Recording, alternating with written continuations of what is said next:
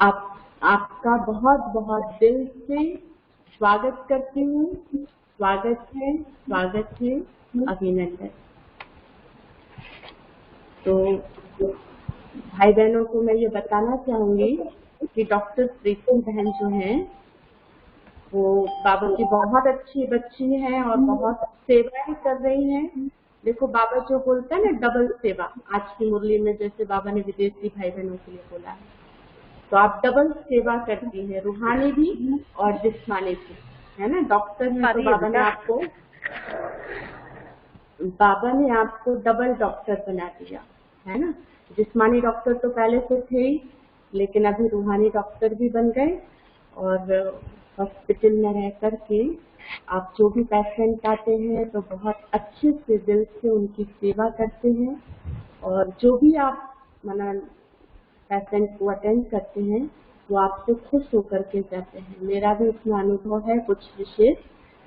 तो मैं आज आपको सभी भाई बहनों की तरफ से फिर से एक बार वेलकम करती हूँ, स्वागत करती हूँ। बाकी अभी शॉर्ट में रेखा बहन आपका परिचय देंगी। अभी मैं रेखा बहन को कहूंगी कि आप बहुत अच्छे से उनका परिचय शॉर्ट में दें। रेखा बहन।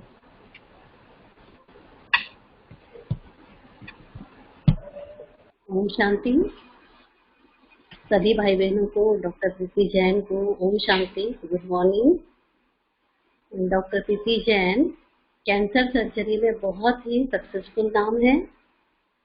आपको पिछले 20 वर्षों से कैंसर सर्जरी का अनुभव है। अभी तक आप 15,000 से अधिक कैंसर सर्जरी कर चुकी हैं। आप वर्तमान में जबलपुर के सप्तऋषि हॉस्पिटल एवं जबलपुर हॉस्पिटल एवं रिसर्च सेंटर में कार्यरत हैं। आपने MBBS और MS इंदौर के MGM में मेडिकल कॉलेज से किया है। आप स्कूल टाइम से ही मेधावी छात्रा रही हैं। आप 2001 में मुंबई चली गई। वहां डॉक्टर अशोक मेहता, जो अभी ब्रह्मा कुमारी मेडिकल विंग के चेयरमैन और ग्लोबल हॉस्पिटल के डायरेक्टर हैं, उनके अंडर आपने नानावटी हॉस्पिटल मुंबई में ट्रेनिंग प्राप्त की है। इसके बाद आपने कैंसर में सुपर स्पेशलाइजेशन किया है और DNB सर्जिकल ऑन्कोलॉजी में डिग्री प्राप्त की है। आप Tata memorial hospital Mumbai, Nanavati hospital Mumbai, Manipal cancer centre Bangalore में भी अपनी सेवाएं दे चुकी हैं। आप महावीर कैंसर संस्थान पटना के कैंसर सर्जरी विभाग की विभागाध्यक्ष भी रह चुकी हैं। आपने पटना में कई ट्रेनिंग कोर्सेज भी शुरू किए हैं, जिसमें देश भर के कई कैंसर के स्पेशलिस्ट को सर्जरी की ट्रेनिंग दी गई है। आपको हेल्थ केयर एक्सीलेंस अवार्ड भी मिल चुका है। आप पिछले 5 वर्षों से ज्ञान में हैं। आपने मरीजों पर योग के प्रयोग किए हैं एवं अनुभव प्राप्त किए हैं और हमारे विशेष सूरज भाई जी का आशीर्वाद भी इन्हें प्राप्त है। तो आइए हम सभी भाई बहन खुद डॉक्टर प्रीति के मुख से उनके अनुभव एवं विचार सुनते हैं।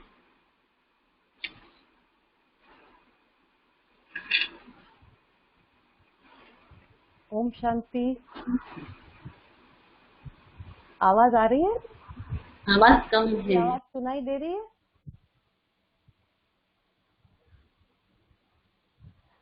सबको ओम शांति। सबसे पहले तो धन्यवाद उस परमपिता परमात्मा का, उस सर्वशक्तिवान का, जिसने हम सभी को उसके इस महान विश्व परिवर्तन के कार्य में निमित्त बनाया, अपना बच्चा बनाया, अपनी पालना दे रहा है। तो हमारे विश्वविद्यालय की परंपरा के अनुसार हम 1 मिनट बाबा को याद करेंगे, उसके बाद हम अपनी बात शुरू करेंगे।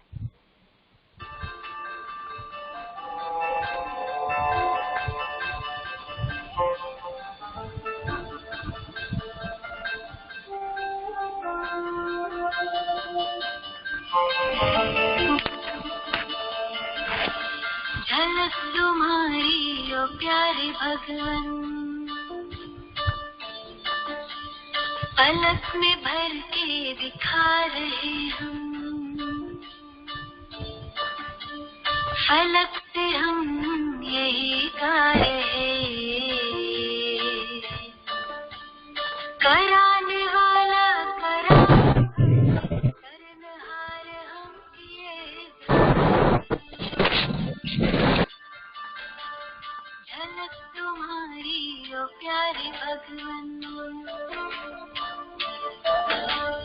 पलक में भर के दिखा रहे हम,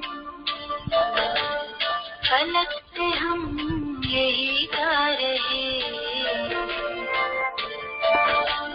कराने वाला करा रहा है, करनहार हम किए जा रहे, करनहार हम किए जा रहे। ओ झलक तुम्हारी ओ प्यारे भगवन,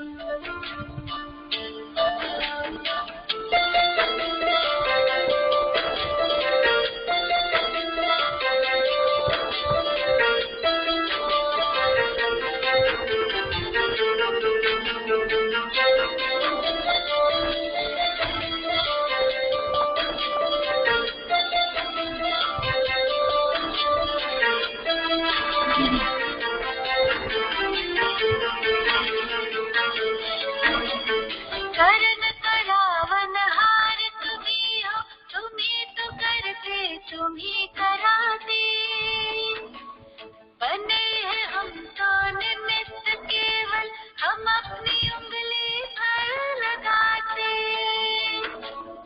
उठा के अपने हाथों को वरदान, हमारी रक्षा किए जा रहे, कराने वाला करा रहा है, करनहार हम किए जा रहे, हम किए जा रहे। झलक तुम्हारी ओ प्यारे भगवन।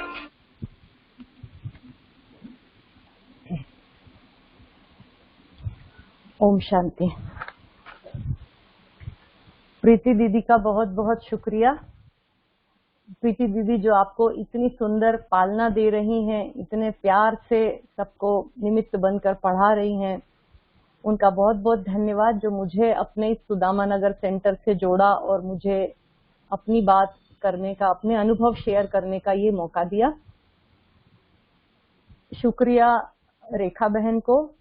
रेखा बहन मेरे स्कूल के समय की दोस्त हैं और ये मेरे जीवन, हम तो 25 साल से मिले भी नहीं थे, लेकिन 25 साल बाद इसी ने आकर के मुझे ज्ञान में लाने की निमित्त बनी।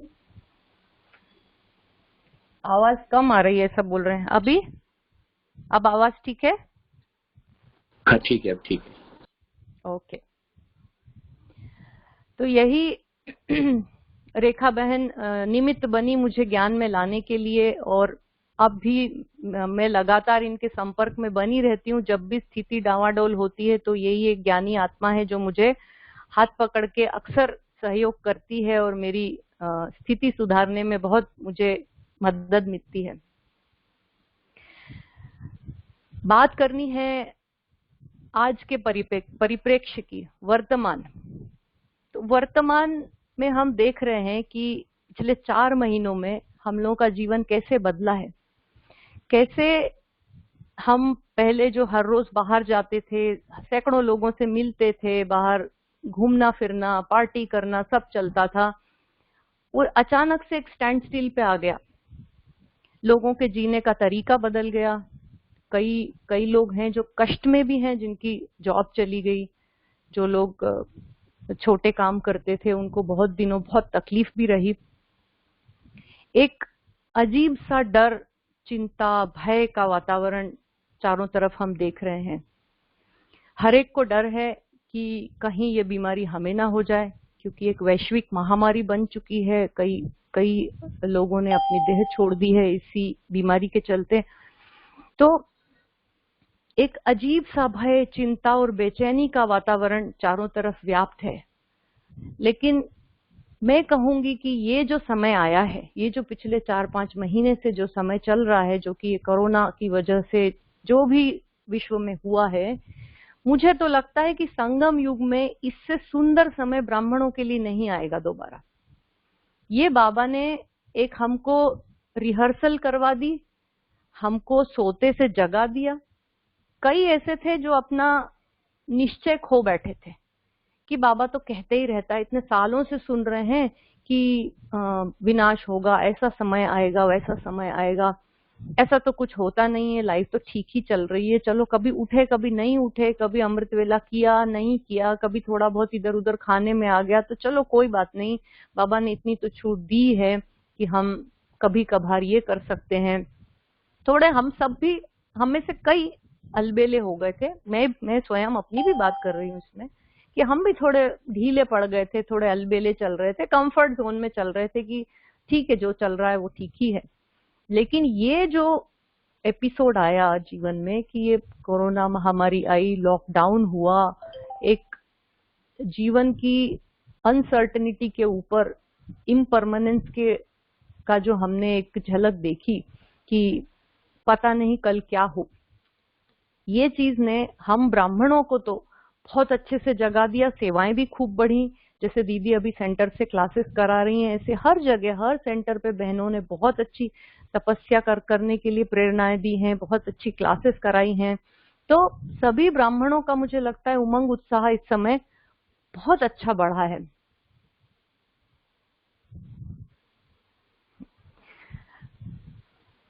और बाबा ने तो बोला है ना कि मेरे बच्चे हमेशा सुरक्षित हैं।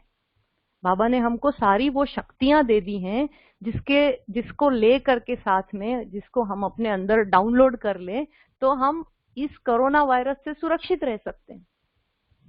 अब अगर हम ज्ञान की दृष्टि से देखें कि ये कोरोना वायरस क्या है, तो हम अगर पीछे हमारे विश्व साइकिल के ऊपर में दृष्टि डालते हैं, वर्ल्ड साइकिल पे, तो जब सतयुग था तब आत्माएं सब सतो प्रधान थी, तब प्रकृति भी सतो प्रधान थी, तब जीव जंतु जानवर वो भी कितने सुंदर थे। हमारे आसपास मोर थे, हमारे आसपास गायें थी, हाथी थे, अति सुंदर, सब बिल्कुल सतो प्रधान। लेकिन जैसे जैसे समय बीतता गया, जैसे जैसे हम जन्म लेते गए, आत्माओं की क्वालिटी गिरती चली गई, तमो प्रधानता धीरे धीरे इस सृष्टि पर आने लगी। तब द्वापर से हम देख रहे हैं कि हिंसक पशु आने लगे, और यही नहीं, मनुष्य भी धीरे धीरे हिंसक होता चला गया। कलयुग के आते आते मनुष्य ने जानवरों को, जीव जंतुओं को मारकर खाना शुरू कर दिया, और जीव जंतु भी फिर और अधिक हिंसक हो गए। फिर कीड़े मकोड़े आ गए, कीड़े मकोड़े भी ऐसे जो गंदगी खाने वाले, सब प्रकार के। तो प्रकृति जब तमो प्रधानता का ये छा गया, तब पशु पक्षी सभी कुछ तमो प्रधान होते होते हिंसक होने लगे। और अब देखिए, अब समय ऐसा आ गया कि चारों तरफ इतनी नेगेटिविटी बढ़ गई, इतनी नेगेटिव एनर्जी बढ़ गई कि एक इनविजिबल वायरस जो कि दिखता नहीं है हमको, हम लोग को माइक्रोस्कोप में भी बड़े मुश्किलों से इलेक्ट्रॉन माइक्रोस्कोपी करके उसको देखना पड़ता है, तब हमको उसका कुछ ना कुछ स्ट्रक्चर पता चलता है। तो इतनी सूक्ष्म चीज जो दिखाई नहीं देती, जो महसूस नहीं होती, उसने आकर के कितना बड़ा बवंडर खड़ा कर दिया इस सृष्टि के ऊपर, कितनी मुसीबत खड़ी कर दी है सृष्टि के ऊपर, कि मनुष्य जो है वो हर जगह अपने आप को असुरक्षित महसूस कर रहा है। कोई कंट्री हो, कोई स्टेट हो, कोई शहर ऐसा नहीं बचा जहां पर ये महामारी ने अपना रूप नहीं दिखाया हो। है अभी विश्व में ऐसी कोई जगह नहीं है ना, हर जगह टेम्परेचर का कोई उसको फर्क नहीं पड़ रहा है, ठंडे से ठंडा देश से गर्म देश, हाई अल्टीट्यूड, लो अल्टीट्यूड, नॉर्थ ईस्ट वेस्ट, हर जगह ये वायरस अपना। तो ये सब क्यों हो रहा है? ये कहीं ना कहीं आपको नहीं लगता कि ये सब हमारी ही तमो प्रधानता, हमारे ही नेगेटिव वाइब्रेशंस का असर है? हमारे माने मनुष्य प्रजाति के, कि जो पाप कर्म बढ़े हैं, अब तो पाप की अति हो गई क्योंकि ये कलयुग का अंत चल रहा है, तो पाप कर्मों की भी अति है, हर तरह से नेगेटिविटी और पाप कर्म बढ़े हैं उसी वजह से। और ये दूसरी भी, सिर्फ कोरोना ही नहीं, मैं कैंसर स्पेशलिस्ट हूँ, मैं पिछले 20 सालों से कैंसर देख रही हूँ, इतनी तेजी से कैंसर का विस्तार हुआ है। और WHO के आंकड़े तो बताते हैं कि 2025 तक हर 8वां इंडियन कैंसर का शिकार होगा। मतलब आप समझ लीजिए, हम जो इतने सारे बैठे हैं, इतनों में, है ना, हर 8वां इंडियन यानी क्या, ऑलमोस्ट हर परिवार के अंदर एक कैंसर। और मैं तो ऑलरेडी देख रही हूँ कि ऑलमोस्ट हर परिवार के अंदर एक कैंसर का मरीज मिल जाता है। फ्लाइट में जाओ, ट्रेन में जाओ, अगर आजू बाजू वालों को पता चलता है कि कैंसर स्पेशलिस्ट हैं, तो कोई ना कोई परिवार के सदस्य की बात निकाल देते हैं कि हाँ हमारे इनको कैंसर हुआ, हमारे उनको कैंसर हुआ, हमारे यहाँ भी ऐसा था, हमारे यहाँ भी ऐसा था। तो ये सब बीमारियां के बढ़ने का कारण भी कहीं ना कहीं यही है ना। बाबा ने कहा है कि ये कलयुग का अंत समय है, कर्म भोग भी यही होना है, कर्म योग भी यही होना है। तो ये तो सारे सृष्टि के हिसाब किताब भी पूरे हो रहे हैं। हेलो, इसको बाहर रख दे। तो हिसाब किताब भी देह के यहाँ हो रहे हैं पूरे। और हमारे जैसे ब्राह्मण आत्माएं जो हैं वो उनका अब कर्तव्य है कि अपना काम तेजी से करें। तो अभी हमारा सब्जेक्ट है कि वर्तमान परिप्रेक्ष्य में डॉक्टर और समाज की भूमिका, बल्कि मैं तो चाहूंगी कि हम बात करें कि ब्राह्मणों की क्या भूमिका है अभी इस समय पे। डॉक्टर की तो मैं बात करूंगी। तो हम ब्राह्मणों को तो बाबा ने कहा है कि बेटा ये तो ट्रेलर है बच्चे, ये तो एक ट्रेलर है। अभी तो दुख के पहाड़ टूटने हैं। हम लोग नहीं हर रोज मुरली में सुनते हैं, अभी तो दुख के पहाड़ टूटने हैं, अभी ऐसा समय भी आएगा। अभी तो हम लोग कितने आराम से मार्केट भी चले जाते हैं, जरूरत का हर सामान हमको उपलब्ध हो रहा है, अपनी इच्छा से यहाँ वहां थोड़ा बहुत मूव कर सकते हैं। लेकिन ऐसा समय आएगा जब जो जहां है वो वहीं बिल्कुल फ्रीज हो जाएगा। मान लीजिए क्या अर्थक्वेक ही आ गया, सड़कें नहीं रही, रेल मार्ग नहीं रहे, तो कोई क्या करेगा? जो जहां है वहां फंस गया। अभी तो आप पैसा दीजिए, गाड़ी करिए तो आपको आना जाना संभव है, लेकिन एक समय ऐसा भी आएगा। और ऐसे समय पे बाबा की हमसे ये उम्मीद है कि मेरे ये बच्चे सारी सृष्टि को के दुख तकलीफ हरेंगे और उनको सुख के, शांति के वाइब्रेशंस देंगे। तो ऐसे में हमारी क्या भूमिका है? हमको क्या करना है? हमको कुछ नहीं करना है। बाबा ने हर चीज हमको मुरलियों में श्रीमत दी हुई है। जो सुबह से लगा करके रात तक की हमको श्रीमत मिली है, उसमें हर बात की विधि दी हुई है। अगर हम बारीकी से देखें, अगर हमें दुख चिंता सता रही है तो बाबा की क्या श्रीमत है? बाबा की श्रीमत है कि बच्चे अपने दुख दर्द चिंता सब मुझे देकर सो जाओ। रात को सोने से पहले अपनी चिंताएं मेरे हवाले कर दो, खुद हल्के हो जाओ और सो जाओ। आज बाबा ने कहा ना, डबल लाइट। बाबा के बच्चों की पहली निशानी क्या है? लाइट रहते हैं। लाइट रहना माने अपने सारे बोझ उसको दे दिए, ट्रस्टी बन गए और आराम से शांति से सो गए। तो बाबा ने हमको तो हर चीज का इलाज दे दिया, और अब हमारा कर्तव्य ये है कि ये जो सुख शांति चैन हमको मिला है बाबा से, वो हम दूसरों को भी रेडिएट करें, पूरी सृष्टि को इसके वाइब्रेशन दे। बाबा ने कहा कि बच्चे प्रकृति को सकाश दो। प्रकृति को सकाश क्यों देना है? क्योंकि जो वातावरण में, वायुमंडल में जो नेगेटिविटी, नेगेटिव एनर्जी फैल गई है, अब देखिए इतनी सारी बेवक्त की मौतें हो रही हैं, इतने सारे लोग देह छोड़ रहे हैं, तो कहीं ना कहीं इन आत्माओं का भी तो कोई बुरा इफेक्ट इस सृष्टि पर पड़ रहा होगा ना। सबको तो शरीर शायद नहीं मिल रहा होगा इतनी जल्दी जल्दी, जो इतने अधिक संख्या में लोगों ने शरीर छोड़े हैं, तो उन आत्माओं की भी बैड एनर्जी आसपास है। तो प्रकृति को सकाश देना इसीलिए बहुत बहुत जरूरी है, ताकि प्रकृति के ये जो 5 तत्व हैं ये शांत रहें, और अंत समय में जब इनका जोर होगा तब हमारी सुरक्षा हो सके। और बाबा ने हमको अपना कवच तो दिया ही है कि हम अपनी बाबा की एनर्जी ले करके अपने चारों तरफ एक ऑरा बनाएं, और उसमें, उसके अंदर में हम सुरक्षित रहें। दूसरा बाबा ने क्या कहा है कि संकल्प। हम अभी देखते हैं कि 30 से 40 संकल्प हर एक के मन में चल रहे हैं 1 मिनट में। और बाबा कहते हैं कि जब बेटा 30 से 40 संकल्प चलते हैं बच्चे, तब ये होती है दुख, चिंता, अशांति की स्थिति। और राजयोग से हम लोग इस फ्रीक्वेंसी को डाउन करते हैं। जब 20 संकल्प चलते हैं तब बाबा कहते हैं वो क्या है? ईर्ष्या द्वेष की स्थिति।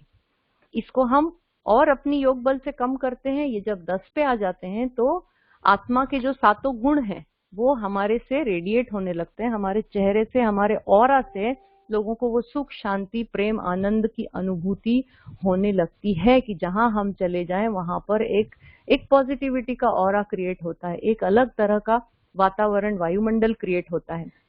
जब ये संकल्प की फ्रीक्वेंसी 5 पे आ जाती है तब क्या होता है? तब हमारी कर्मातीत अवस्था होती है, तो उससे और भी ज्यादा सेवा होती है हमारी स्थिति से। जब ये संकल्प 2 पर आ जाते हैं तब जो होता है उसको कहते हैं अतीन्द्रिय सुख, जो कि दादी जानकी ने प्राप्त कर लिया था। उनकी तो बड़े लंबे समय से यही स्थिति थी। उनके जो ईईजी की ट्रेसिंग्स होती है ना, ब्रेन की जो वेव्स चलती हैं, जो हम लोगों को और आपको डीप स्लीप में चलती हैं, वो वेव्स, उनके डेल्टा वेव्स, वो हर समय उनके जागते सोते हर समय उनके ब्रेन में वही वेव्स चलती थी। यहाँ तक कि उनको बहुत स्ट्रेसफुल क्वेश्चन आंसर किए गए, उनको थोड़ा सा टेंशन देने की कोशिश भी की गई बहुत सी बार उस ट्रेसिंग के दौरान, लेकिन उनकी स्थिति बिल्कुल भी टस से मस नहीं हुई। तो हमारा एम क्या होना चाहिए? हमारा एम होना चाहिए कि हम कभी न कभी उस स्थिति को प्राप्त करें। तो हमें क्या करना है? अपने आप को चारों तरफ से समेट करके एक बाबा में समर्पित कर देना है, एक बाबा में समा देना है। बाबा ने सिर्फ इतना कहा है कि बच्चे कुछ मत करो, स्वयं को आत्मा निश्चय करो और मुझे याद करो, तो तुम्हारे विकर्म विनाश होंगे, तुम सेफ रहोगे। और सबसे इजी और सबसे, ये तो पहला पार्ट है ना हमारा। मैं आपको अपना एक अनुभव सुनाती हूँ। जब मैं शुरू ज्ञान में आई थी 2016 में, तो उस समय मैं काम कर रही थी अपना महावीर कैंसर संस्थान पटना में। अब पटना तो वैसे ही बहुत भीड़ भाड़ का शहर है, और हमारा जो अस्पताल था वो एक चैरिटेबल हॉस्पिटल था, 600 बेडेड कैंसर हॉस्पिटल है, प्योर कैंसर हॉस्पिटल। वहां पर जब भी हम ऐसा अपने वार्ड से निकलते थे तो सीढ़ी उतरते आते, तो सीढ़ियों पर आजू बाजू पूरे पेशेंट और उनके रिलेटिव बैठे रहते थे। नीचे कॉरिडोर्स में लेटे हुए हैं, सोए हुए हैं, कोई बेचारा तकलीफ में है, किसी को वहीं नाक की नली से फीडिंग चल रही है। इस तरीके के सीन बहुत दिखते थे। और मैं जब भी उस एरिया को क्रॉस करती थी ओपीडी वाले, तो मेरे को बड़ी ग्लानि होती थी, बड़ा अच्छा नहीं लगता था, कि मतलब चिढ़ आती थी कि ये लोग इतने जाहिल हैं कि यहाँ पर इस तरीके से बैठे रहते हैं, ऐसे लेटे रहते हैं, ऐसे सोए रहते हैं। और ये मेरा रोज का दिमाग का इरिटेशन था ज्ञान में आने से पहले। जब भी उस रास्ते निकलती थी मेरा मन थोड़ा सा परेशान रहता था, मुझे अच्छा नहीं लगता था। लेकिन जब मैंने ज्ञान लिया और योग करना शुरू किया, बिल्कुल शुरू के कुछ ही दिनों में, ज्ञान लेने के मैं बोलूंगी हफ्ता 10 दिन के अंदर अंदर ही, मैं वहां से एक दिन गुजरी तो मुझे कोई असर ही नहीं हो रहा था। फिर मैं वापस गई, मैंने कहा ये तो मेरे साथ रोज होता था, आज कैसे नहीं हो रहा है। मैं फिर वापस गई, फिर वापस नीचे उतरी। तो उन दिनों जब मैंने ज्ञान शुरू लिया था, तो 24 घंटा मन में ड्रिल चलती रहती थी, मैं आत्मा हूँ, मैं आत्मा हूँ, मैं आत्मा हूँ, मैं शांत स्वरूप आत्मा हूँ, मैं मास्टर सर्वशक्तिवान हूँ, ये जितने सामने दिख रहे हैं ये सब आत्माएं हैं। तो मैंने धीरे धीरे उन सब जो भी बैठे हुए हैं वहां पर, जो पेशेंट हैं, जो मरीज हैं, उनको आत्मा देखना शुरू किया। और फिर मुझे बिल्कुल भी बुरा नहीं लगता था कि वो क्यों बैठे हैं, बल्कि मुझे उन पर दया आती थी कि देखो बेचारों के पास धन नहीं है, बेचारों के पास अच्छा पहनने को नहीं है, बेचारों के पास ट्रीटमेंट करवाने के लिए इन लोगों के लिए अस्पताल में जगह नहीं, 600 बेड होने के बावजूद भी वहां पर हमेशा वेटिंग रहती थी। तो जैसे ही मेरे को ये ज्ञान हुआ कि आत्मा, मैं आत्मा हूँ और ये सब भी आत्माएं हैं, और ये बीमार है, इसमें इनका कोई दोष नहीं है, ये इनका कर्म भोग है, इनके ऊपर ये तकलीफ आई है, इनके ऊपर दुख आया है, इस जन्म में इनके पास शायद धन नहीं है, इनको बीमारी आ गई है, तो इसलिए ये मेरे पास मदद के लिए आए हैं। तो मेरा जो वहीं से लगा के मेरा जो पेशेंट्स के प्रति अपना रवैया था, रुख था, पहले नहीं होता था ये कितना इरिटेटिंग मरीज है, परेशान करते हैं ये लोग, कितने सवाल पूछते हैं, बट वो ज्ञान आते से ही तुरंत चेंज आया। एकदम से पेशेंट्स के प्रति जो मेरा रवैया था, जो मेरा सेवा का भाव था, पूरी तरह से चेंज हुआ। तो मैं उस दिन को हमेशा याद करती हूँ जिस दिन पहली बार मैं ऊपर से सीढ़ी उतरी और मैंने देखा और मुझे कोई इरिटेशन, में वापस गई, मैंने कहा नहीं कुछ गड़बड़ है, फिर वापस गई, फिर वापस आई, पर लेकिन वही की वही फीलिंग। तो मेरे को इस बात का बड़ा आनंद हुआ। मैंने बाबा को बहुत बहुत शुक्रिया कहा कि बाबा आपने मुझे आत्मा का रियलाइजेशन कराया। तो यही तो बाबा की पहली, और अगर हम सिर्फ इतना करें कि हम अपने आप को आत्मा समझकर बाबा को याद कर रहे हैं, तो बाबा ने क्या बोला कि बच्चे सोचने का काम भी मैं करूंगा तुम्हारे लिए, तुम्हें तो सोचना भी नहीं है। तो हम जिम्मेदार हैं, हमारे ऊपर इतनों की रिस्पॉन्सिबिलिटी है, ये है वो है, कुछ नहीं, तुम सिर्फ मुझे या अपने आप को याद करो, मेरे स्वरूप को याद रखो, बाबा के स्वरूप को याद रखो, और तुम्हारा काम हो गया। उसके बाद तो सब कुछ जो करन करावन हार है वो बाबा ही है, सब कुछ उसके हाथ दे दिया, फिर क्या है हमारे को। और एक सुंदर अनुभव मैं आपको बताती हूँ, जो मैं जबलपुर में हूँ पिछले 4 साल से। मैंने ज्ञान लिया, उसके कुछ ही महीनों बाद मैं शिफ्ट हो गई थी यहाँ, और ये बात तब की है जब मेरी शिफ्ट होने की प्लानिंग चल रही थी कि अब जबलपुर जाना है। तो उसी बीच में एक मेरे दिल्ली के एक डॉक्टर फ्रेंड हैं, उनकी मौसी को मुंह का कैंसर हुआ। तो हमने कहा कि भाई उनके जबलपुर में भी कुछ रिश्तेदार हैं, तो हमने कहा ऐसा करो आप जबलपुर आ जाओ, हम तो वहां जाते रहते हैं, हम वहीं आपका ऑपरेशन कर देते हैं। बोले ठीक है। वो लोग जबलपुर आए। मैं उस समय पटना में थी, पटना से मैं जबलपुर आई। ये मेरा अनुभव मैंने कई जगह सुना चुकी हूँ। मेरा अनुभव मैंने सूरज भाई को सुनाया, तो सूरज भाई भी अपनी क्लासेस में कई जगह सुनाते हैं, और ये इसमें अपना ज्ञानामृत में भी छपा है ये अनुभव कि उनको ऑपरेट किया हमने जबलपुर में। मैं पटना से आई, उनका ऑपरेशन हुआ, और उस समय तो नया नया ज्ञान लिया था। तो कहते हैं ना बाबा हाथ पकड़ के चलाता है, तो बाबा हाथ पकड़ के चलाता था। हमने बाबा का आह्वान किया ओटी में बैठकर। मैं हमेशा थोड़ा 1 मिनट योग करती हूँ, बाबा को बुलाती हूँ कि बाबा आपका बच्चा, आप ऑपरेशन करोगे, हाथ मेरे हैं पर कर तो आप रहे हो। ऐसा करके मैंने ऑपरेशन शुरू किया। ऑपरेशन बहुत अच्छा, बहुत सुंदर हुआ, कोई प्रॉब्लम नहीं, सब बढ़िया था। लेकिन वो मरीज एनेस्थीसिया से बाहर ही नहीं आए। कुछ समझ ही ना आए कि क्यों नहीं बाहर आ रही एनेस्थीसिया से। तो समझ में आया कि एनेस्थेटिस्ट से पूछा तो बोले कि इसका ब्लड प्रेशर जो है बीच में 1-2 बार बहुत बढ़ गया था ऑपरेशन के दौरान, और आप लोग ऑपरेशन में थे इसलिए हमने ज्यादा डिस्टर्ब नहीं किया, अपने से मैनेज करते रहे। तो 1 घंटा हो गया, 2 घंटा हो गया, 3 घंटा हो गया, रात के 11 बज गए, पेशेंट जागे ही ना। तो हमने फिर न्यूरोलॉजिस्ट को बुलाया। न्यूरोलॉजिस्ट ने देखा, उनने सस्पेक्ट किया कि शायद इनको ब्रेन हेमरेज हो गया है। अब उसको हमने आईसीयू में शिफ्ट किया, सीटी स्कैन कराया, पता चला हाँ ब्रेन हेमरेज तो है, और ऐसे एरिया में है कि अब इनके जगने की, उठने की कोई संभावना नहीं है। तो न्यूरोसर्जन ने, न्यूरोफिजिशियन सब ने जवाब दे दिया। अब मेरी हालत खराब कि भाई ये तो मेरे भरोसे दिल्ली, आप सोचिए दिल्ली छोड़ के कोई जबलपुर में ऑपरेशन करवाए और इस तरीके से उसके साथ कोई हादसा हो जाए तो कोई दोबारा आएगा वहां? कोई दोबारा विश्वास करेगा? नहीं करेगा। तो उन्होंने जवाब दे दिया अब ये तो जाएगी, ये नहीं बच सकती, तो इसका समय आ गया है। तो मैं बड़े भारी मन से रात के 3 बज गए थे शायद सुबह के, तो 3 बजे तक लौटी, उसको शिफ्ट करा के वेंटिलेटर पे डाल के। तो बाबा से बातें कर रही थी कि बाबा ऐसा क्यों आपने ऐसा किया मेरे साथ, मैंने तो आपको ही बुलाया था, ऑपरेशन तो आपने किया है, कोई गलती हो ही नहीं सकती, तो फिर ये पेशेंट के साथ ऐसा क्यों हुआ? तो मुझे अचानक से विचार आया कि शायद बाबा मुझसे कुछ कहना चाह रहा है इस मरीज के थ्रू। तो मैंने उस समय अमृत वेला का समय हो ही चला था, तो मैंने योग लगाया, बाबा से बातें की, बाबा से कहा कि बाबा इसमें जरूर तुम्हारा कोई ना कोई इशारा है, मेरे को ऐसा लग रहा है कि ये कहना चाह रहे हो आप कि बच्चे तुम जबलपुर में नहीं आना, तुम यहाँ काम नहीं करना। अब अगर ये पेशेंट एक्सपायर हो गई, अगर इसने शरीर छोड़ दिया, तो मैं समझूंगी कि आपका इशारा है कि बच्चे अब इस भूमि पर दोबारा नहीं आना, और अगर ये बच गई तो मैं समझूंगी कि आपकी आज्ञा है कि अब इसी भूमि पर तुम्हें सेवाएं देनी है। तो ऐसा बातें करते कराते मैं सो गई। सुबह 6-6:30 बजे मेरे पास हॉस्पिटल से फोन आया। मुझे लगा माताराम गई, उसी बात की खबर के लिए मुझे फोन किया होगा। मैंने फोन उठाया तो खबर मिली कि पेशेंट तो उठ के बैठ गई है और पानी मांग रही है। मैंने बोला कि कंफर्म किया मैंने कि ये वही मरीज है जो जिसको हम रात को छोड़कर आए थे? हाँ, बोले वही मरीज है, पूरी होश में है, और जबकि वो डीप कोमा में थी उस समय जब हम छोड़कर आए थे, तब ब्रेन हेमरेज की वजह से वो उठकर बैठ गई है और पानी मांग रही है। अब उसी क्षण मुझे समझ में आ गया कि ये बाबा का इशारा है कि अब ये बच्ची ठीक हो गई है, मतलब तुमको छोड़कर नहीं जाना यहाँ से, जो तुम संकल्प ले रही थी कि यहाँ कभी नहीं आऊंगी और अब दोबारा इस धरती पर कभी काम नहीं करूंगी, ये नहीं करना है।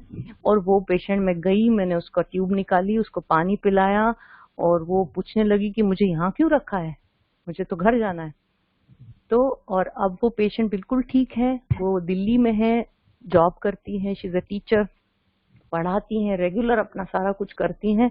उसके ब्रेन में शायद वो स्पॉट आज भी है, क्योंकि वो ब्रेन हेमरेज का जो स्पॉट है वो इतनी जल्दी तो जाता नहीं है, लेकिन ये हमेशा एक इन्वेस्टिगेशन का विषय है कि वो बची कैसे, वो आज तक जिंदा कैसे है।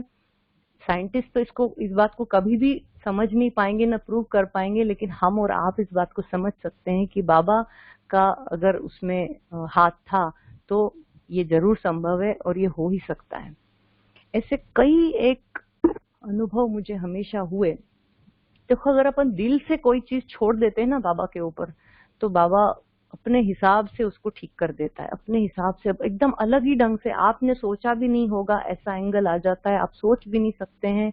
वो लोग निमित्त बन जाते हैं जो आपको मदद कर जाते हैं आपको।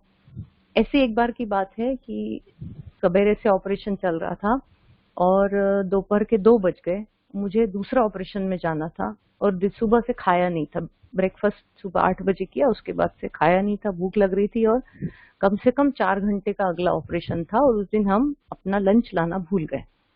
तो मैं ओपीडी में बैठे हुए थी कि बस वेट ही कर रही थी कि पेशेंट जो है एनेस्थीसिया लग रहा है, मुझे कॉल आएगी, मैं जाऊंगी अटेंड करने के लिए, मतलब ऑपरेट करने के लिए। और 4 घंटा अब मुझे ऑपरेशन करना है। मुझे ये ज्ञान था कि आज तो भूखे प्यासे ही काम करना पड़ेगा, कुछ नहीं मिलेगा आज खाने को। और क्योंकि नया नया सब था, धारणाएं भी मेरी पक्की थी कि मैं इधर उधर तो नहीं खाऊंगी। फिर मेरे मन में आया कि मैं ऐसा करती हूँ, कैंटीन से बिस्किट बुलवा लेती हूँ, कम से कम 2 बिस्किट तो खा लूं। क्योंकि क्या होता है, ऑपरेशन में आपको हजारों डिसीजंस लेने होते हैं, तो ब्रेन को ग्लूकोज की बहुत जरूरत होती है। अगर आपके शरीर में भोजन नहीं है तो बड़ी दिक्कत हो जाती है। तो मैंने सोच ही रही थी कि कैंटीन फोन करूं, इतने में घर से फोन आया। तो सामने एक कपल बैठे हुए थे, सफेद कपड़ों में आए थे, बुजुर्ग माता और उनके हस्बैंड। मैंने उनसे पूछा भी नहीं था आपको क्या तकलीफ है, उतने देर में मेरे घर से फोन आया और मैंने अपनी मदर को ये बताया कि माँ आज तो खाना नहीं मिला है और लगता है मुझे ऐसे ही काम करना पड़ेगा। इधर फोन रखा, उधर उन्होंने अपने झोले में से टिफिन निकाल करके मुझे दे दिया। वो दोनों माता और वो जो भाई जी थे, वो ज्ञान में चलने वाले थे, पक्की धारणाओं के थे और मुझे दिखाना भी नहीं था उनको प्रॉब्लम कुछ और ही थी। वो किसी और डॉक्टर को ढूंढ रहे थे। वो पता नहीं कैसे वो मेरे कमरे में आ गए और उन्होंने मेरी ये बात सुनी और अपना भोजन निकाल करके मुझे दे दिया। और उस दिन मुझे बढ़िया ब्राह्मण के हाथ का बना हुआ शुद्ध खाना मिला। मैंने बैठ करके वहां पर उनके साथ ही खाना खाया और तब ऑपरेशन। तो ऐसे कितने असंख्य अनुभव हैं मेरे पास जब मुझे लगा कि बाबा की विशेष मदद मिलती है हमको। बस हमारा मन साफ होना चाहिए, हमारी नीयत साफ होनी चाहिए और हमारा समर्पण भाव होना चाहिए कि बाबा तू जान, तेरा काम जाने, हम तो निमित्त हैं, हमें तो कुछ नहीं पता। ऐसे और एक अनुभव आपको बताऊंगी कि पटना में मैं एक हॉस्पिटल में जाती थी जो करीब करीब 20 किलोमीटर दूर था मेरे घर से। और जनरली एक भाई मेरे साथ जाता था जो मेरा जूनियर था, मेरा असिस्टेंट भी था। लेकिन एक दिन ऐसा हुआ कि वो कुछ काम में बिजी हो गया और मुझे अचानक वो अस्पताल जाना पड़ा। और वो जगह जो थी वो 20 किलोमीटर थी और हमको एक बाईपास होता है ना, हर शहर का एक बाईपास रोड होता है जहाँ पर हेवी ट्रक्स चलते हैं, बड़ी बड़ी गाड़ियां चलती, बहुत हेवी ट्रैफिक होता है। तो उस रास्ते में अकेले ड्राइव करके जा रही थी और वही जैसे बाबा चलाता है ना, पूरा बाबा की याद में मगन होते हुए मैं गाड़ी चला रही। अचानक मैंने I found myself stuck in a bad traffic jam। मैंने देखा अरे चारों तरफ तो ट्रक ही ट्रक हैं और जो आसपास वालों को देखा तो समझ में आया कि ये जाम तो शायद घंटों नहीं खुलने वाला। मैं थोड़ा घबरा गई कि मेरे को तो वहाँ पेशेंट अटेंड करना है और उससे भी ज्यादा ये घबराई कि मैं तो अकेले हूँ, मेरे पास तो मेरे को तो गाड़ी मोड़ना भी नहीं आएगा, यहाँ पर इतनी भीड़ के अंदर मैं यू टर्न लेकर वापस भी नहीं जा सकती हूँ। तो अब मैं क्या करूँ बाबा, तुम कुछ करो। याद करते करते करते अचानक से एक पुलिस वाला आया। कहाँ से आया मुझे नहीं मालूम, क्यों आया मुझे नहीं मालूम, और उसने कुछ नहीं कहा मुझसे, सिर्फ मेरे को गाइड करता गया ऐसे ऐसे ऐसे ऐसे, आओ आइए आइए आइए आइए करके। और उतनी भीड़ के अंदर, उतने टाइट ट्रैफिक जाम के अंदर उसने कैसे मुझे कहाँ से निकाल के कहाँ कर दिया और मैं आराम से खुली रोड पर आ गई। मुझे समझ ही नहीं आया कि ये हुआ कैसे। मैंने ऐसा लगा मुझे कि जैसे बाबा ने मुझे और गाड़ी को यूं उठाया और यूं ले जा करके खाली रोड पर खड़ा कर दिया कि अब जाओ, आराम से जाओ, अपना काम करो। तो ये जो बाबा की मदद मिलती है हमको, इससे हमको बहुत निश्चय होता जाता है। पिछले 5 सालों में मेरे पास ऐसे अनेक अनेक अनुभव हैं। कई बार ऐसा हुआ कि बिल्कुल लग रहा था कि अब ये मरीज जो है ये नहीं बचेगा इसकी, तो बाबा से रिक्वेस्ट की कि बाबा आ जाओ, कुछ कर दो। एक बार इसको ठीक कर दो, ये अपने परिवार में वापस चला जाए, ये वापस मिल ले, थोड़ा समय दे दो इसको। और बाबा ने जब जब मैंने मांगा तब तब बाबा ने वो मदद की है जो भी जैसा भी मैं चाहती थी। तो कहने का भाव ये है कि हम लोग तो कुछ भी नहीं है, हम जो थोड़ा बहुत भी हमारे में मैंपन रहता है ना, उसको हम लोगों को समाप्त करना है। तो क्योंकि बाबा ने क्या कहा है, अभी देखो ये जो इतनी नेगेटिविटी बढ़ रही है। एक और बात मैं आपको बताऊंगी कि पिछले लगभग 1 साल में 8-10 महीने समझो, 1 साल समझो, जो मैं हर रोज कई लोगों से मिलती हूँ। बहुत पेशेंट मेरे पास आते हैं, पूरे परिवार आते हैं, पेशेंट नहीं, मैं तो हर आत्मा को देख रही हूँ। तो पहले जो मरीज आते थे, परिवार आते थे, उनकी मेन कंसर्न सिर्फ कैंसर होती थी कि भाई कैंसर हो गया है, अब इसको ठीक करना है कैसे भी। लेकिन आज मैं जो देख रही हूँ कि टेबल के उस तरफ जो परिवार बैठा है, जो आत्माएं बैठी हैं, वो सब इतनी ज्यादा हलचल में दिखती हैं मुझे, इतनी ज्यादा कष्ट में दिखती हैं। शरीर का कष्ट छोटा है, शरीर का कष्ट उतना बड़ा नहीं है। इतनी छोटी सी बीमारी, पहली स्टेज की बीमारी, अब आजकल तो लोग अवेयर हो गए, तो अब उतना भी नहीं है कि तीसरी चौथी स्टेज में, अब तो फिर भी पहली दूसरी में आ जाते हैं, जब आप ऑपरेट करके ट्रीटमेंट करके मरीज को ठीक कर सकते हो। लेकिन ये जो अंदर की हलचल है ना, ये अंदर की हलचल लोगों को खाए जा रही है। ये आत्माओं को इतना बेचैन कर रही है कि जो ये मुझे महसूस होता है अक्रॉस द टेबल बैठे बैठे, मुझे उनकी जो नेगेटिव एनर्जी है, नेगेटिव वाइब्रेशन है, वो मुझे कई बार फील होती है कि कितनी ज्यादा कष्ट में और परेशानी में हर आत्मा है। आपस के रिलेशन खराब हैं, किसी को पैसे की प्रॉब्लम है, किसी को ऐसे ही मानसिक रोग। और जो सूरज भाई हमेशा अपनी क्लास में कहते हैं कि मानसिक रोगों का तो अब ये महामारी बनने वाले हैं, ये मुझे तो लगता है ये ऑलरेडी हो रहा है। ये बनने वाले नहीं है, ये ऑलरेडी बन चुके हैं। क्योंकि हम जिन जिन लोगों से मिलते हैं, एक तो वो सब आत्माएं फिजिकल कष्ट में होती हैं, और दूसरा महान मेंटल कष्ट में होती है, महान मानसिक कष्ट में होती है, दबाव में होती हैं। और फर्क इतना आया है कि पहले ये दबाव सिर्फ कैंसर का होता था, लेकिन अब जो है वो आत्माएं बिना कारण, मुझे नहीं समझ में आता कि इनके इतने ज्यादा कष्ट का कारण क्या है। तो ये सब प्रभाव है हमारे वातावरण की तमो प्रधानता का, पाप बढ़ने का, सुसाइड बढ़ने का, कि ये मानसिक रोग, मानसिक बीमारियां बहुत ज्यादा बढ़ रही हैं।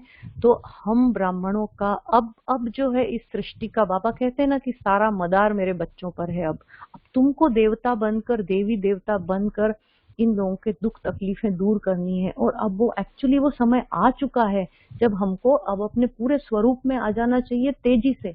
बाबा ने क्या कहा, मैं ये तो मेरे रूहानी कमांडोज को मैंने ट्रेनिंग के लिए समय दिया, तैयार होने का समय दिया है बाबा ने हमको, कि हम लोग अपने सारे बख्तरबंद पहन करके रेडी हो जाएं लड़ाई के लिए। लड़ाई हमारी किससे है? हमारी लड़ाई लोगों से नहीं है, हमारी लड़ाई वायरस से भी नहीं है, हमारी लड़ाई है इस दुख, चिंता, अशांति, बेचैनी, नेगेटिविटी के वाइब्रेशन से। और इस लड़ाई में हम क्या करने वाले हैं? इस लड़ाई में बाबा ने हमको क्या दिया है? ज्ञान की तलवार दी है। और बाबा ने क्या कहा कि इसमें योग का जौहर भरो, तब ये तलवार जो है, ये इससे तुम दूसरों को दुख तकलीफ को आराम दे सकोगे, दूसरों को मुक्त कर सकोगे। अब हमको ऐसा भी समय देखना है आगे, जब ये जो आत्माएं हैं जो शरीर छोड़ रही हैं, इनको भी मुक्ति की जरूरत है। वो भी हमारी तरफ देखेंगी कि हमको एक दृष्टि दे दे, हमको एक अच्छे पॉजिटिव वाइब्रेशन दे दे, तो हमारी मुक्ति हो जाए। मैं तो कई पेशेंट्स में भी ये चीज देख चुकी हूँ। और है ना, कभी कभी मुझे ऐसा भी बाबा से योग करना पड़ता है कि बाबा मुक्ति दे दो इसको, अब बहुत हो गया, इसका कष्ट बहुत हो गया, अब इसको मुक्ति दे दो। तो ये सब करने के लिए भी अब हमको तैयार होना है। तो हर चीज जो है वो, हर बात की विधि बाबा ने दी हुई है, हर एक बात की श्रीमत बाबा ने दी हुई है कि सुबह से शाम तक की जो श्रीमत है, हर मुरली में, जैसे आज ही की दृढ़ निश्चय, आज की मुरली में बाबा ने बोला डबल लाइट दृढ़ निश्चय। दृढ़ निश्चय, बाबा पर निश्चय, ड्रामा पर निश्चय। जो 3 बिंदी का अभ्यास हमको बाबा सिखाते हैं ना, कौन 3 बिंदी? एक मैं बिंदी, आत्मा। तो आत्मा बिंदी को याद करने का क्या मतलब? आत्मा बिंदी याद करने का मतलब ये कि मुझे अपने बेसिक 7 वर्च्यूज, वैल्यूज याद रहे कि मैं शांत स्वरूप हूँ, मैं शांत हूँ, मैं शक्तिशाली हूँ, सुख, शांति, प्रेम, आनंद, ज्ञान, पवित्रता और शक्ति, ये मेरी अपनी शक्तियां हैं, ये मेरे अपने गुण हैं और मुझे हर समय इन गुणों को जीना है। उस बिंदी को याद करने का अर्थ ये हुआ। दूसरा, परमात्मा बिंदी। परमात्मा बिंदी को याद करने का, बाबा बिंदी है, बाबा बिंदी है, ये थोड़ा रटना है हमको, ये रटना है, ये याद लगन लगानी है कि मैं आत्मा बिंदी, परमात्मा भी बिंदी, उससे कनेक्शन। बस बाबा की सब शक्तियां मेरी, बाबा ने मुझे अपना बना लिया, अब तो सोचना ही नहीं है। हमारा सिलेक्शन गलत हो सकता है लेकिन बाबा का सिलेक्शन गलत थोड़ी हो सकता है। और अगर बाबा ने कहा है कि मेरा हर एक बच्चा स्पेशल है, मेरा हर एक आत्मा विशेष आत्मा है और मेरे हर एक बच्चे में मेरी पूरी पूरी पावर्स हैं, तो बाबा गलत तो नहीं हो सकता। हम गलत हो सकते हैं, हमारी सोच गलत हो सकती है, लेकिन बाबा तो गलत नहीं है। तो बाबा ने अगर ये कहा है तो हमको बिल्कुल ये रिस्पॉन्सिबिलिटी आज से उठा लेनी चाहिए कि अब ये सृष्टि का मदार हम ही पर है। हमको अपना देवी देवता स्वरूप प्रत्यक्ष करना है और इस सृष्टि के पहले तो सबसे पहले अपनी सेफ्टी। क्यों? क्योंकि हम लोग एयरप्लेन में भी जाते हैं तो देखते हैं ना, वो अनाउंसमेंट होते हैं, उसमें बताते हैं कि अगर ऑक्सीजन का प्रेशर कम हो तो सबसे पहले अपना मास्क लगाओ, बाद में दूसरों की मदद करो। तो अपना मास्क कौन सा है, हमारे मास्क कौन सा, हमारी ढाल कौन सी, हमारा कवच कौन है? बाबा की याद, बाबा की शक्ति। डॉक्टर साहब एक मिनट थोड़ा सा डिस्टर्ब करूंगी, आवाज कम आ रही है अभी। हाँ अब ठीक है। हाँ, वो माइक थोड़ा दूर हो जाता है शायद इसलिए। हाँ, तो बाबा ने हमको क्या दिया है? उनकी शक्तियों की ढाल दी है, उनकी शक्तियों का कवच दिया है। और अभी कुछ दिन पहले इंदौर जोन की एक क्लास हुई थी, बहुत सुंदर क्लास थी, रेखा बहन ने मुझे भेजी थी उसकी लिंक। उसमें बताया था कि कैसे अब हमको, जैसे हम तैयार होकर निकलते हैं, ये कपड़ा पहनते हैं, हाँ, उसी तरह से हमको अब बाबा का की शक्तियों का कवच पहनकर घर से बाहर निकलना है। और ये कवच को हमको अपने लिए, अपने परिवार के लिए, अपने घर के लिए, अपने सेंटर के लिए, अपने शहर के लिए, सब के लिए हर रोज दिन में 2-4 बार ये कवच को हमको क्रिएट करना है अपने संकल्पों से और बाबा से शक्तियां लेकर के, योग करके। तो मेरे ख्याल से प्रीति बहन मैं इतना ही कहना चाहूंगी। बाकी आप थोड़ा कुछ कहें डॉक्टर्स के बारे में, आपको कैंसर के बारे में कुछ जानना हो तो मैं जरूर बता सकती हूँ, अगर प्रीति बहन की परमिशन हो तो।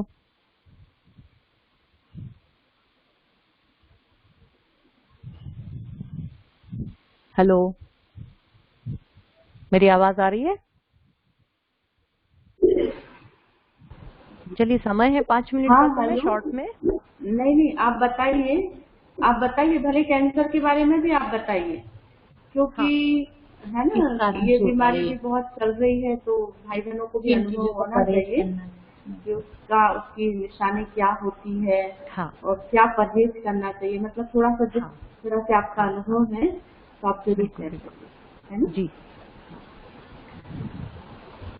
देखिए, क्या मैं शॉर्ट में बताती हूँ आपको। आप में से बहुत सारे लोग होंगे जो साइंस को जानते होंगे, साइंस पढ़ी होगी। तो हमारा ये जो शरीर है ये बहुत सारी सेल्स से मिलकर बना है, कोशिकाओं से मिलकर बना है, करोड़ों कोशिकाओं से मिलकर हमारे अंग बनते हैं और उन अंगों से जुड़कर ये पूरा शरीर निर्माण होता है। तो ये कोशिकाएं जो हैं ये बढ़ती हैं, डिवाइड होती हैं, मतलब मल्टीप्लाई होती हैं, 1 की 2, 2 की 4, 4 की 8 होती हैं, और जो बूढ़ी हो जाती हैं वो कोशिकाएं अपने आप खत्म होने लगती हैं। ये बॉडी का सिस्टम है। लेकिन कभी कभी क्या होता है, और ये सिस्टम तो सालों साल से चला आ रहा है, जब से हमारा ये शरीर बना है तब से ये सिस्टम चला आ रहा है कि कोशिकाएं बनती हैं और खत्म होती हैं। लेकिन अब इस प्रोसेस में कभी कभी मिस्टेक हो जाती है, होती है ना, हम लोग भी दिन भर काम करते हैं तो कुछ न कुछ गड़बड़ी, एक ही एक काम अगर एक तरह का करते हैं तो कभी कभी इधर उधर हो जाता है। वैसे ही नेचर में भी कभी कभी, और अब अगर हम इसको ज्ञान की रीति से देखते हैं तो फिर हमें तो यही लगता है कि जो सेल्स परिवर्तित हो रही हैं, कैंसर सेल बन रही हैं, वो सारी की सारी जो है वो इस नेगेटिविटी का, इस दबे हुए संस्कारों का प्रभाव है, जो हमारे नेगेटिव पुराने संस्कार चले आते हैं। तो कुछ सेल जो है वो अपना रास्ता भटक के, माना एक गोल लाल रंग की सेल है तो वो एक गोल लाल रंग की सेल को ही जन्म देगी। लेकिन कभी कभी ये प्रोसेस चलते चलते चलते वो गोल लाल रंग की सेल ने एक त्रिकोणी लाल रंग की सेल बना दी। अब मानिए ये तिकोनी लाल रंग की सेल हमारे शरीर के लिए सही नहीं है, ये नहीं होनी चाहिए थी। तो नॉर्मली क्या होता है कि शरीर इस सेल को अपने आप खत्म कर देता है, लेकिन कभी कभी ये सेल्स इतनी होशियार होती हैं कि सब पहरेदारों से छिपके और बच के फिर भी अपना रास्ता बढ़ने पनपने का निकाल लेती हैं। तो उन सेल्स को हम बोलते हैं कैंसर सेल्स, कैंसर की कोशिकाएं। अब ये कोशिकाएं किसी भी अंग में हो सकती हैं। महिलाओं में कैसा, ब्रेस्ट में होती हैं ज्यादातर, बच्चेदानी में होती हैं, ओवरी में होती हैं। पुरुषों में जो तंबाकू का सेवन करते हैं ना, उनके मुंह में, गले में, खाने के रास्ते में। इसके अलावा और भी हड्डियों के भी कैंसर होते हैं, लिवर का भी कैंसर होता है, पेट की आंतों का भी कैंसर होता है, ब्रेन के भी कैंसर होते हैं। शरीर के हर अंग में ये कैंसर पैदा हो सकते हैं और इनकी शुरुआत होती है एक मिस्टेक से, कि वो जो सेल्स बन रही थी, खत्म, बूढ़ी हो रही थी, खत्म हो रही थी, वो या तो वो बनती तो रोज है, लेकिन हमारी इम्यूनिटी है, हमारे शरीर में एक शक्ति है कि ये जो गलत बन गया है उसको खत्म कर देती है।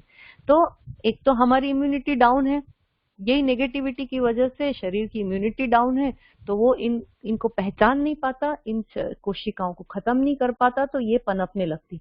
अब जब ये शुरू होती है पनपना तो दिखती नहीं है, बहुत छोटी रहती है, इतनी छोटी कि उनको माइक्रोस्कोप में भी सिर्फ माइक्रोस्कोप से ही देखा जा सकता है, पता नहीं चल सकता है। फिर ये धीरे धीरे धीरे धीरे बड़ी होती तो एक गुठली का आकार ले लेती है, गुठली से एक बड़ी गांठ बन जाती। फिर जब वो बड़ी गांठ हो जाती तो फिर हमको हाथ से पता चलने लगती कि हाँ यहाँ कुछ है। पर जब तक ये पता चलती, जब तक तो वो कोशिकाएं बड़ा गुच्छा बन चुकी होती हैं, अपनी खुद की ब्लड सप्लाई डेवलप कर चुकी होती हैं कि उनको खाना हमेशा मिलता रहे, अपने कुछ कुछ रिप्रेजेंटेटिव्स को फिर वो भेजती हैं यहाँ वहां शरीर के दूसरे अंगों में कि देख कर आओ कि कहाँ पर रहने की अच्छी जगह है। माना मैं आपको सिंपल भाषा में समझा रही हूँ, but yes this is scientifically correct, कि पहले कुछ सेल्स जाती हैं जिनमें ये गुण होता है कि वो ट्रैवल कर सके खून की नसों में जाके, तो उस गुच्छे को छोड़कर वो जाती हैं और ट्रैवल करती हैं दूसरे अंगों में, घूमकर आकर देखती हैं कि कहाँ अच्छी भूमि है, कहाँ हमको अच्छा न्यूट्रिशन मिलेगा और हम पनप सकते हैं। वहां जाके चुपचाप धीरे से बैठ जाती हैं और समय आने पर जब बीमारी थोड़ी और बढ़ती है, थोड़ी और बढ़ती है, और इनका हमेशा कम्युनिकेशन चालू रहता है इस ट्यूमर से। जैसे ब्रेस्ट की गांठ है, ब्रेस्ट की गांठ ने एक धीरे से 2-4 सेल ले जाके लिवर में जमा करा दिए। अब इनकी आपस में कम्युनिकेशन थ्रू केमिकल्स चलती रहती है बॉडी में हर समय कि हाँ अब समय अच्छा है, तुम बढ़ो, और वो बढ़ना शुरू हो जाती है। तो ये तो कैंसर की जो हम बोलते हैं ना स्टेजेस होती हैं। तो कैंसर के लक्षण पहले क्या हुए, कोई भी तरह की गांठ, स्पेशली वो गांठ जो दर्द न करती हो, ना ब्रेस्ट में गांठ हो, शरीर के किसी भी हिस्से में कोई गांठ हो जो दर्द नहीं करती, वो कैंसरस होने के चांसेस ज्यादा होते हैं। दूसरी बात, कोई घाव या छाला जो भरता नहीं हो। जो भाई लोग तम्बाकू खाते हैं, गुटखा खाते हैं, आपके आसपास, अपन ब्राह्मण लोग तो नहीं करते हैं, बट अपने आसपास ऐसे लोग होते हैं जो दिन भर गुटखा खाते रहते हैं, तम्बाकू खाते हैं, उनके मुंह में बार बार छाले होते हैं। कई छाले ऐसे होते हैं जो भर ही नहीं रहे हैं, 3 हफ्ते 4 हफ्ते हो गए, इलाज भी करा लिया, फिर भी नहीं भर रहे हैं, ये छाले कैंसरस होते हैं। ऐसे ही शुरुआत होती मुंह के कैंसर की। पहले लाल चकत्ते होंगे या सफेद चकत्ते होंगे, फिर धीरे धीरे उसमें घाव हो जाता है। वो घाव को छाला छाला बोलते रहते हैं, वो छाला भरता ही नहीं है, वो कैंसर का छाला होता है।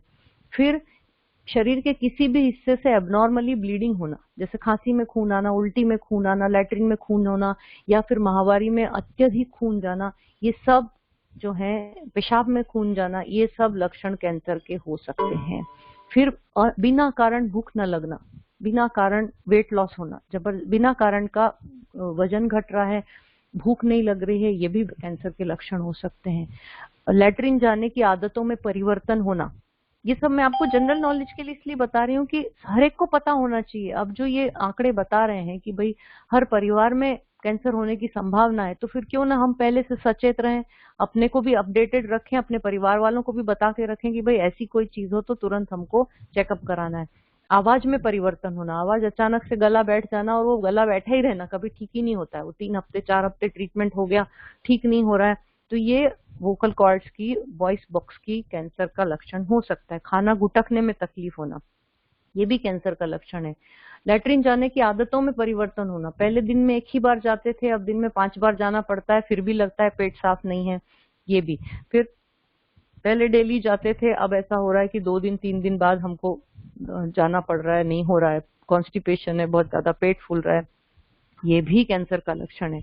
और बहुत इंपॉर्टेंट चीज पाइल्स, जिसको हम साधारण पाइल्स समझते हैं कि ब्लीडिंग हो रहा है, मोशन जाने के बाद ब्लीडिंग होता है, ये भी अंदर में कैंसर छुपा होता है, नीचे पाइल्स होते हैं। कई बार तो डॉक्टर्स भी नहीं समझ पाते, नीचे पाइल्स का ऑपरेशन कर देते हैं, अंदर कैंसर छिपा बैठा होता है। तो बहुत समय बाद आके फिर हमको पता चलता है कि इसमें कैंसर था।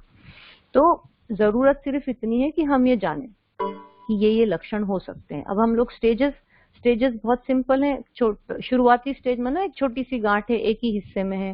सेकंड, थर्ड, फोर्थ स्टेज में ना बढ़ती चली गई, अपनी जगह छोड़ के दूसरी गांठों में फैल गई, शरीर के दूसरे हिस्सों में फैलना शुरू हो गई, तो वो तीसरी चौथी स्टेज होती है। इसके ट्रीटमेंट में 3 प्रकार के ट्रीटमेंट होते हैं। एक होता है सर्जरी, एक होता है कीमोथेरेपी, एक होता है रेडियोथेरेपी। सर्जरी में ना ऑपरेशन करके उस हिस्से को पूरी तरह से निकाल देना, उस गांठ को निकाल देना। दूसरा होता है कीमोथेरेपी में ना कैंसर की दवाएं होती हैं जिनको कि नस में इंजेक्शन के द्वारा, ड्रिप के द्वारा दिया जाता है, वो हो गई कीमोथेरेपी। और रेडिएशन में ना मशीन के द्वारा रेज निकलती हैं, उन रेज से सिकाई, जिसको हिंदी में अपन लोग बिजली की सिकाई बोलते हैं इसमें लैंग्वेज में, वो एक तीसरे तरीके का ट्रीटमेंट होता है। और हर कैंसर पेशेंट को उसकी स्टेज और उसकी बीमारी के अनुसार ये तीनों में से कोई ट्रीटमेंट, या कभी कभी 2 का कॉम्बिनेशन, कभी कभी 3 का कॉम्बिनेशन, ऐसा ट्रीटमेंट दिया जाता है। अब सवाल है कि बचें कैसे। देखिए, कुछ चीजें हैं जिससे हम बच सकते हैं, कुछ ऐसी हैं जिससे हम बिल्कुल नहीं बच सकते। ज्यादातर कैंसर के कारण नहीं ज्ञात है, अधिकांश कैंसर के कारण अभी तक ज्ञात नहीं है। तो कुछ कैंसर है जिनके कारण पता है हमको, जैसे मुंह का कैंसर होता है, पेट का कैंसर होता है, गले का कैंसर होता है, ये तंबाकू वालों को होते हैं। स्मोकिंग वालों को लंग का कैंसर होता है। तो इन सब व्यसनों को तो छोड़ना ही है, और छोड़ने के लिए लोगों को प्रेरित करना है। अल्कोहल, जो लोग शराब का सेवन करते हैं उनको भी बहुत तरह के कैंसर की संभावना होती है, तो वो उससे दूर रहना है। तीसरी बात, जितना अधिक से अधिक हो सके कलरफुल खाना खाना है। ग्रीन वेजिटेबल्स, फ्रूट, सब कलर के फ्रूट खाएं, सब कलर की वेजिटेबल्स खाएं, तो उसमें हमको क्या एंटीऑक्सीडेंट्स मिलते हैं। सबसे इम्पोर्टेंट चीज स्ट्रेस। ये देखा गया है कि हमको एक दिन गुस्सा आता है, उसका शरीर पर असर 3 दिन रहता है। एक 5 मिनट का गुस्सा, 3 दिन असर शरीर पर, ब्रेन पर। तो आप सोचिए कि जो 24 घंटे नेगेटिविटी हमारे आसपास चलती है, उसका कितना ज्यादा असर पड़ता होगा। सब तरह के इमोशंस का अपना एक यूनिक इफेक्ट होता है, केमिकल इफेक्ट होता है बॉडी के ऊपर, और इसमें से कई कैंसर ऐसे हैं जो कि स्ट्रेस की वजह से बढ़ते चले जा रहे हैं। तो सबसे इम्पोर्टेंट तो हमारा राजयोग है कि हम योग करें, आसपास वालों को भी प्रेरित करें कि अपने आप को रिलैक्स रखें, और इन सब चीजों से हम और रेगुलर चेकअप, साल में 1 बार अपना चेकअप जरूर करवाना है। और अगर इनमें से जो मैंने सिम्टम्स अभी बताए आपको, इनमें से अगर कोई भी सिम्टम हो तो हमको डॉक्टर के पास जरूर दिखवाना है। अच्छा, ओम शांति।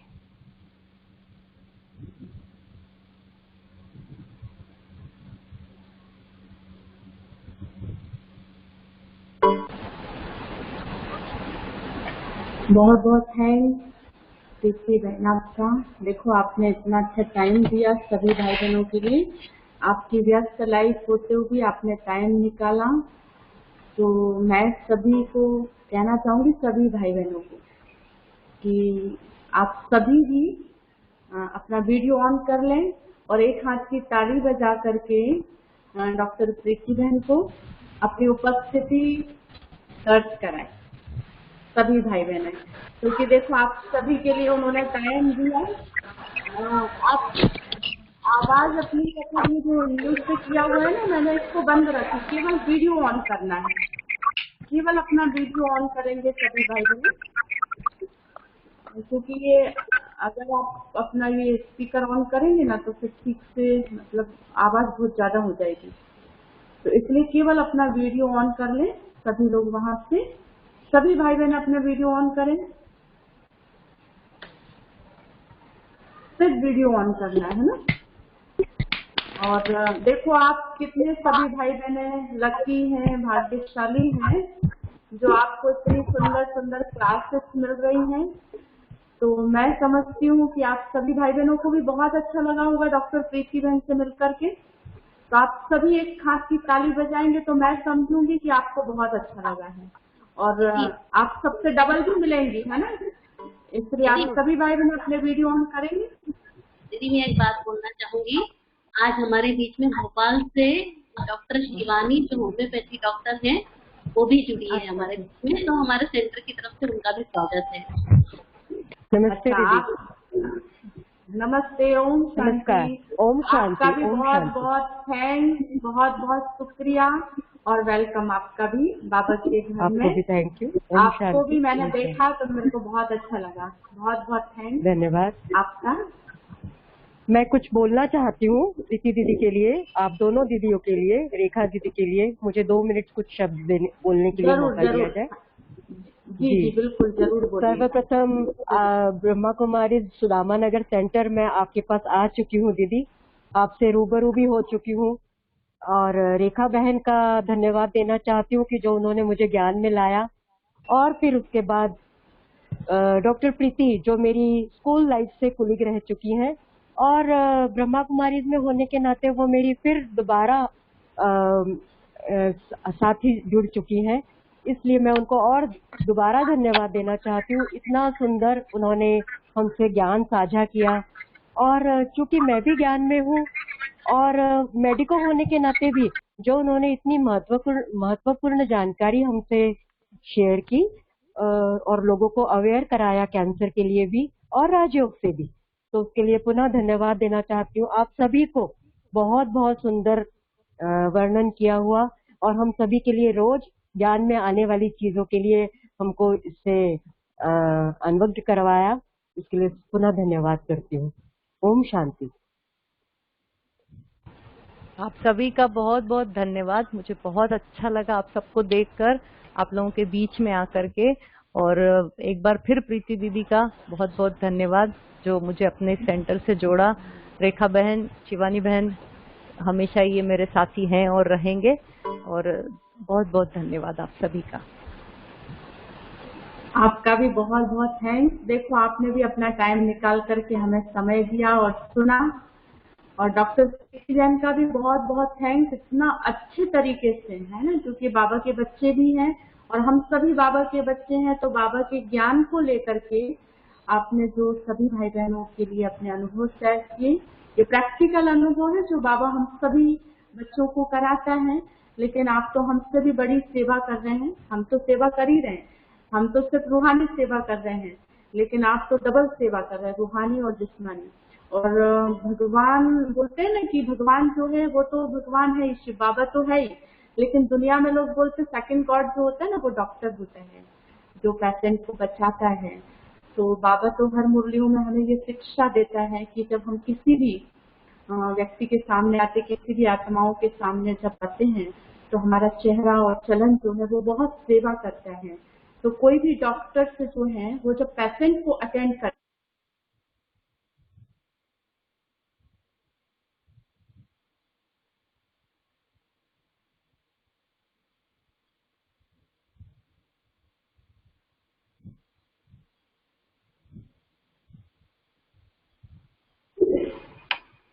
दीदी का वीडियो शायद पॉज हो गया है।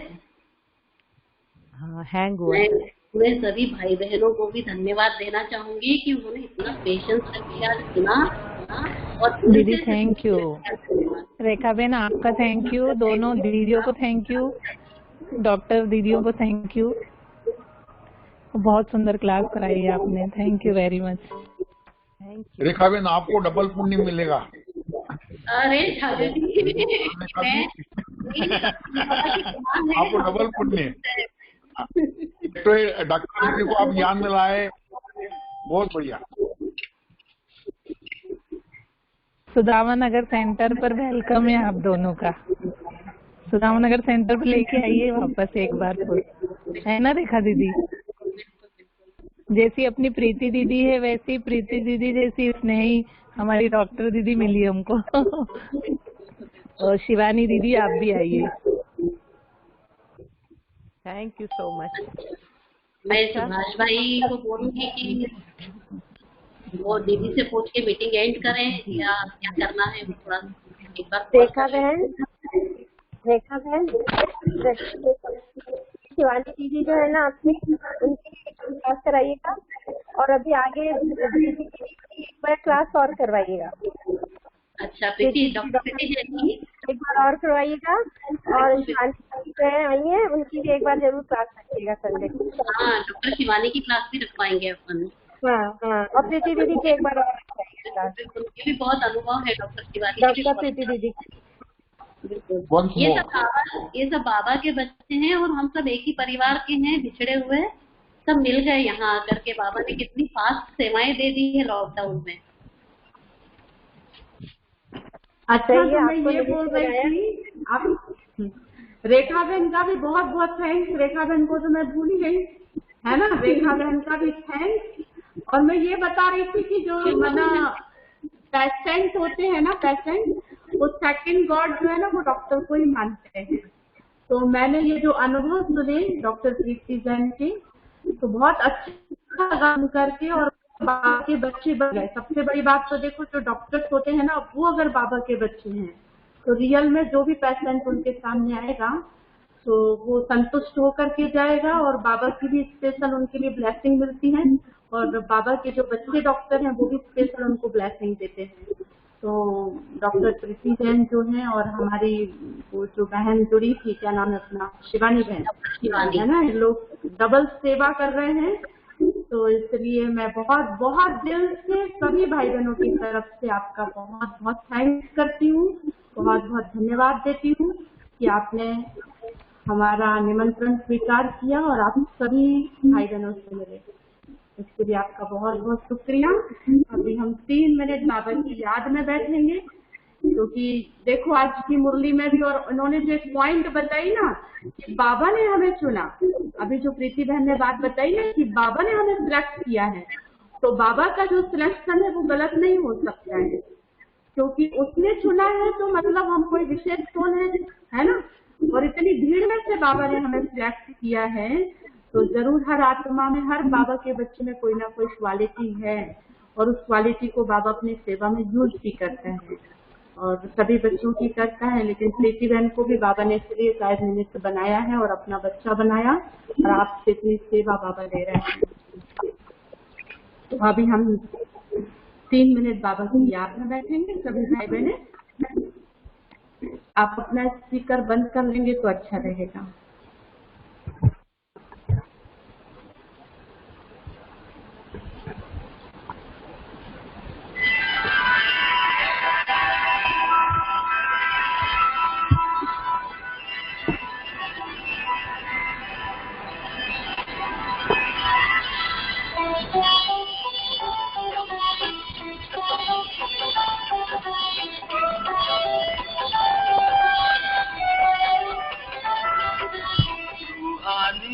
जिस्मानी डॉक्टर का सुनो ये कहना है, रूहानी और जिस्मानी डॉक्टर का सुनो ये कहना है।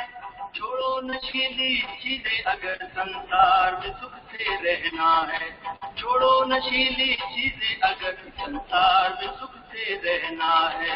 रूहानी और जिस्मानी डॉक्टर का सुनो ये कहना है, डॉक्टर का सुनो ये कहना है।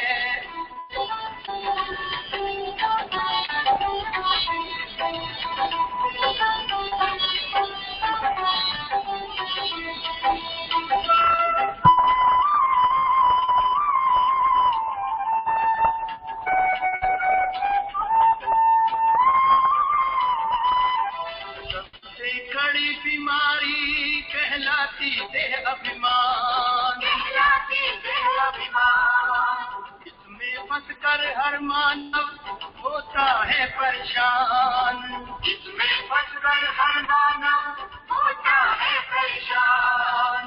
देह को भूलो आत्मा समझो, वापस घर तुम्हें जाना है। रूहानी और जिस्मानी डॉक्टर का सुनो ये कहना है, डॉक्टर का सुनो ये कहना है।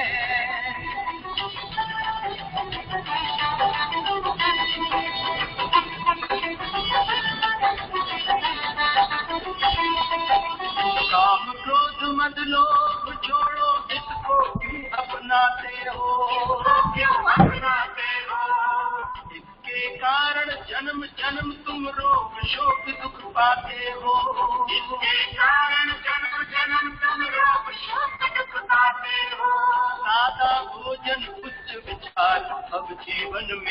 जाना है। रूहानी और जिस्मानी डॉक्टर का सुनो ये कहना है, डॉक्टर का सुनो ये कहना है।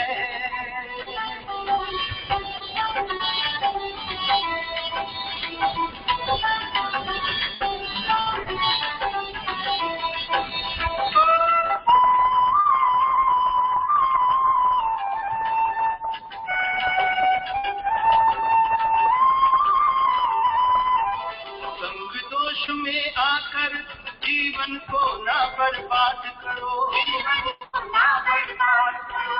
खुद को रूह समझकर रूहानियता को याद करो, रूहानियता को याद करो। चरित्रवान बनना ही मानव जीवन का कहना है। रूहानी और जिस्मानी डॉक्टर का सुनो ये कहना है, रूहानी और जिस्मानी डॉक्टर का सुनो ये कहना है। छोड़ो नशीली चीजें अगर संसार में सुख से रहना है, छोड़ो नशीली चीजें अगर संसार में सुख से रहना है। रूहानी और जिस्मानी डॉक्टर का सुनो ये कहना है, डॉक्टर का